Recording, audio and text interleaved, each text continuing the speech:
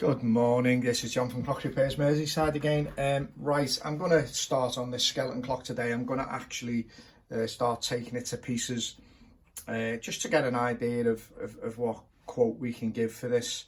As I said to you yesterday, I mean, hopefully I'm going to do videos throughout this. I mean, if we get the job, obviously I'm going to go through it and, you know, what we do. But I'll just generally show you what we do now. Unfortunately, you know, this is going to be half an hour I can't get paid for, because we need to assess the job properly and not take a chance, because what we don't want to do is we don't want to have to go back, keep bringing the customer back all the time with different estimates as we find things. I mean, so it's a matter of assessing the clock, you know, as much as you can.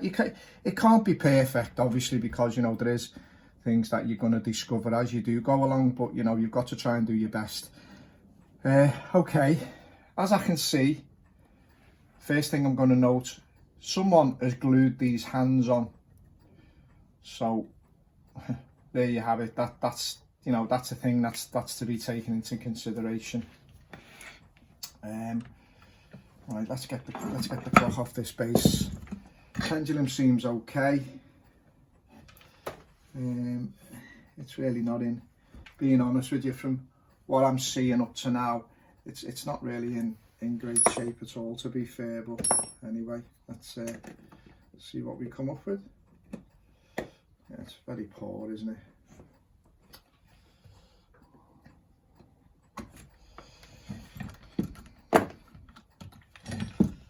It's really poor.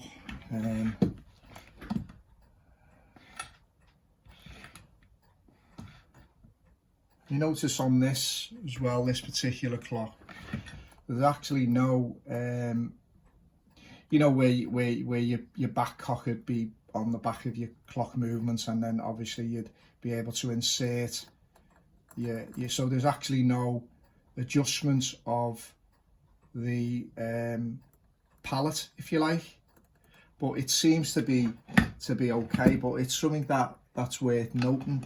I mean, if I'm looking at the pivot, the bushing, it certainly looks like it needs bushing to me. All this has been bushed here. What I'm interested in is in having a look at this, the cone, because it's in pieces, if you like. Bit of a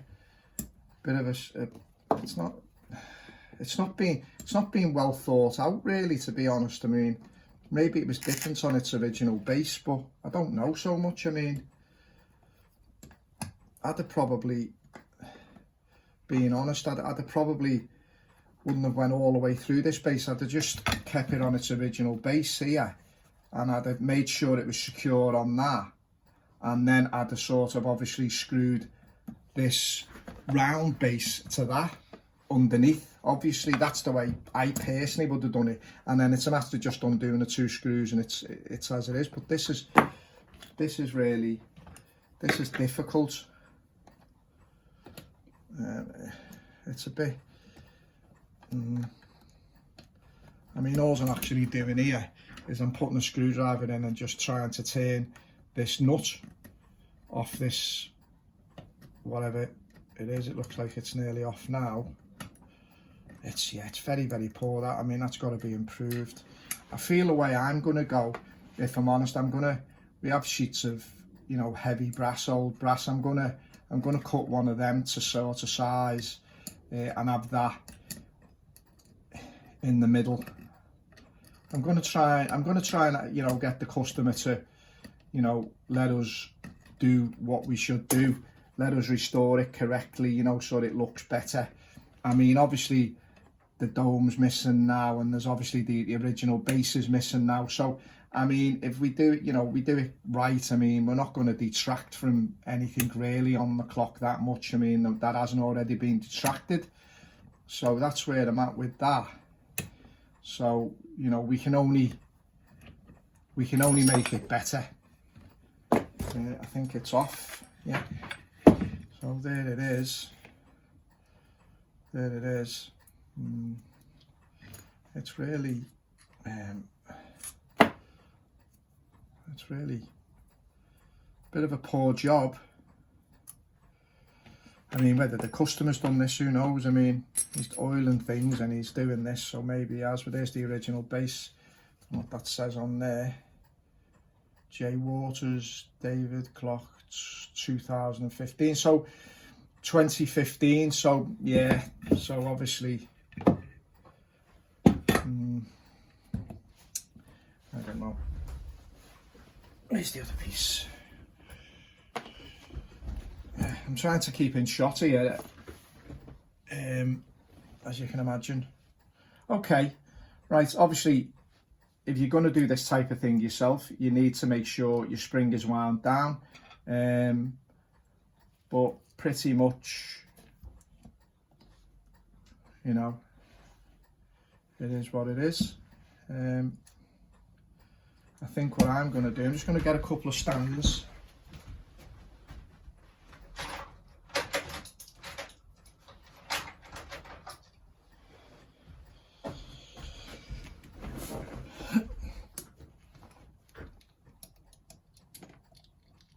Pop a couple of stands on. Now we're going to be probably giving this frame a bit of a polish.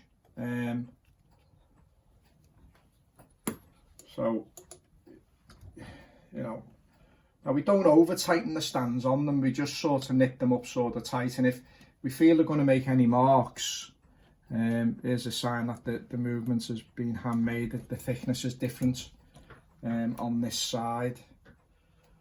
So we're going to have to go to the middle here, I think, and hopefully it'll stand, which is a bit of a problem there. So we'll go to this middle over here, and we're just trying to get it to stand up. So like that's the wrong type of stand, that's for a wall. Okay, I hope I'm actually in shot here. I'm trying my best. It can be a bit difficult. Okay, so I think that'll be enough of a spread on there. Right, so there we have it. There we have it. Right, so we pull the pins out.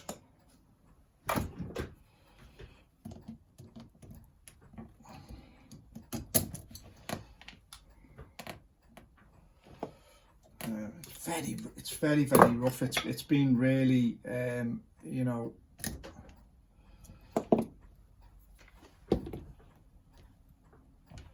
but should have a look. That escapement is quite. I mean, they've actually it's actually split. You know, from stool then. If I can show you there, it's actually split at the top, so it's moving about.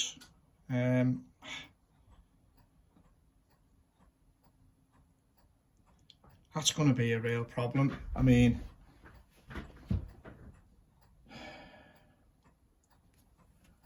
it's running away, but I mean, that bush definitely needs replacing.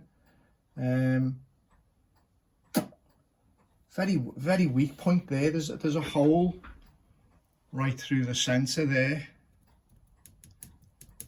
There's a hole right through the centre. So, you know, that's a real issue.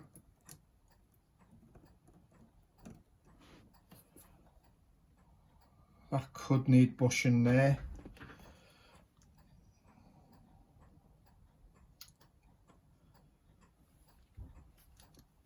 So that's, yeah, so up to now on the escape wheel, that's certainly moving about a bit. The pallet itself is moving about a bit, and if we look at the pallet, you can actually see there's a bend in it. It's curved, and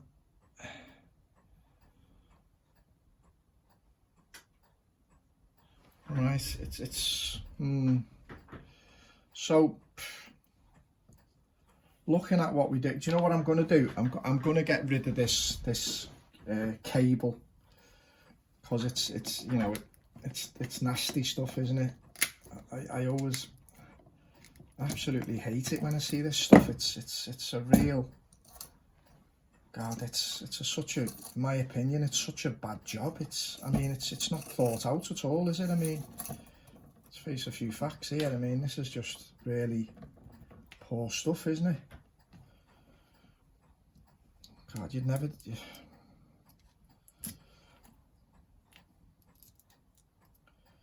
There we go. Let's just get rid of that. Right. That's that off. Hope this video is all right. The light, you know, I know the light causes interference, but you know, there's no real way around this. Okay, so really, when you're going to quote, you're gonna, you know, you're gonna have to really quote for a, you know, a mainspring, because you don't, you know, you've got.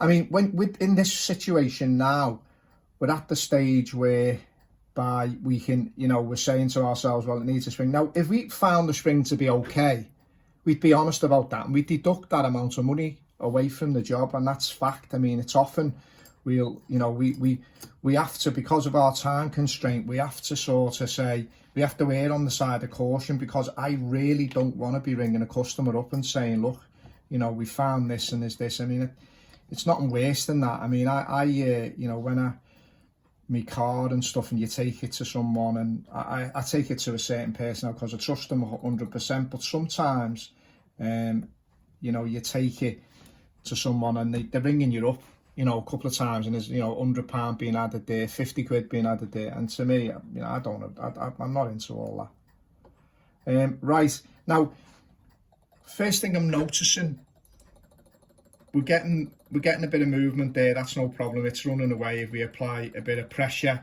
to, we say, the third wheel, if you like, on the clock. But then, if we're applying pressure to the fusee cone, we're not getting anything. So I'm saying that the fusee cone's is not together, should we say.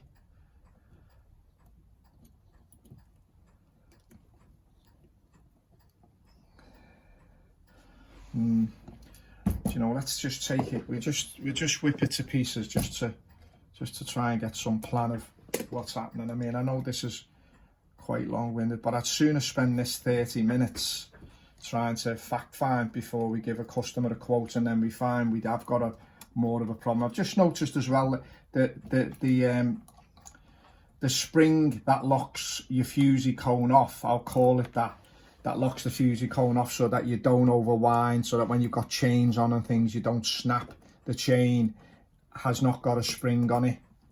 I think this clock has really been, it hasn't been put together right, has it? It hasn't had anyone, in my mind, worth the salt doing any work on it, in my opinion. They've been things.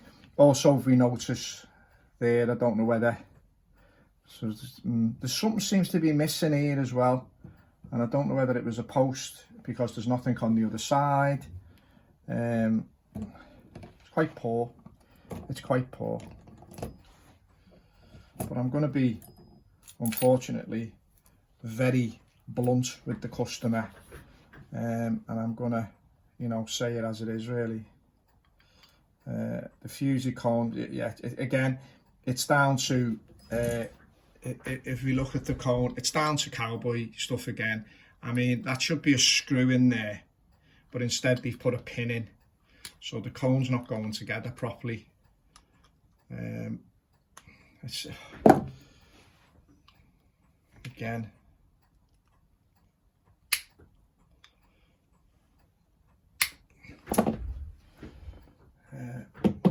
what have we got? What have we got? Just give us a second.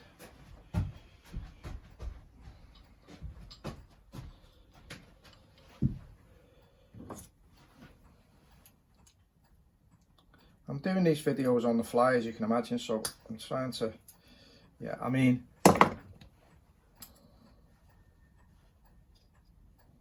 That's very, very bad. Very bad, that. I mean, this clock was destined, wasn't it, to have a real problem. So it looks like they've jammed that. They've actually hammered that in, haven't they? They've hammered that. Right.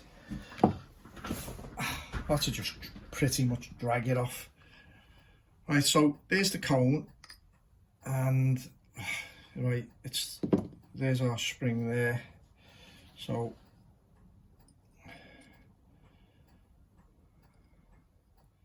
the spring has obviously snapped. It's not onto the tail of the cone. It's not pushing it outwards or whatever. So, you know, there's probably some of the issue with that. It looks like it's in. So let's see, does it actually go together?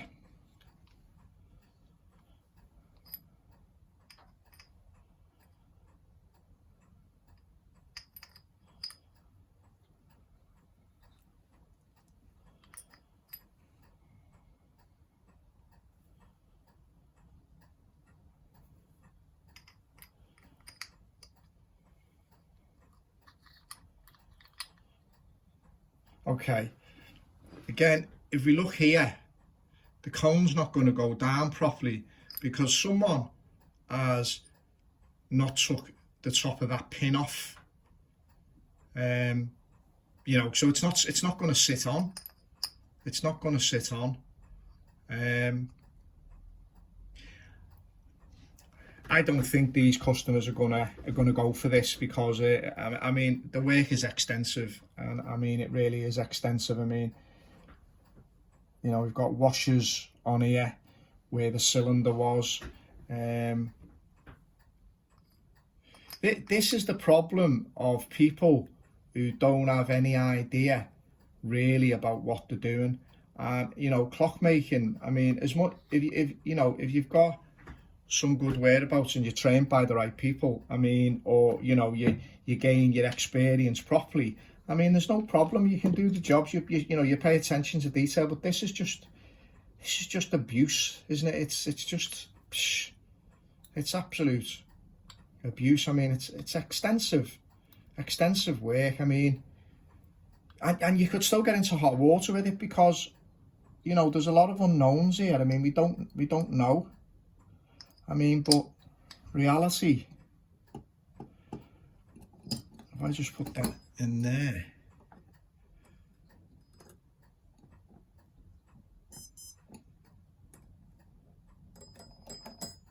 I mean, it possibly may, but I think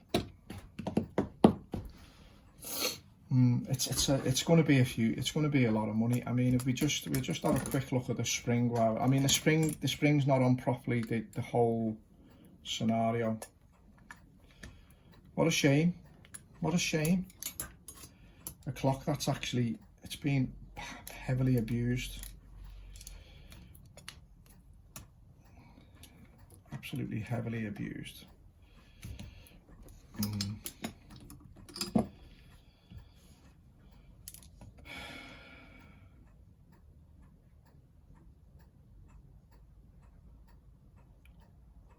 So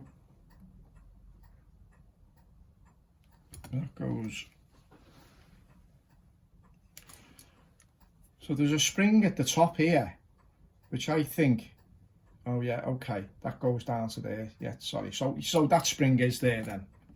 Yeah, all right. It's just been it was just been a different position. Sorry, I'm getting out of shot all the time. How long are we at now? We're at 20 minutes now. Yeah, it's all. So someone here, instead of putting a pin in, they've sort of punched it to keep it on here. It's now, I wouldn't say the customer's done that. I think he's capable of oiling it, but I think someone else has had a look at this, and they've, you know, obviously they might have worked on diesel engines before, and you know, that type of thing, and you know, that's what you do. You just batter everything and, you know, try to make it work. I mean, the cone looks okay, but yeah, I think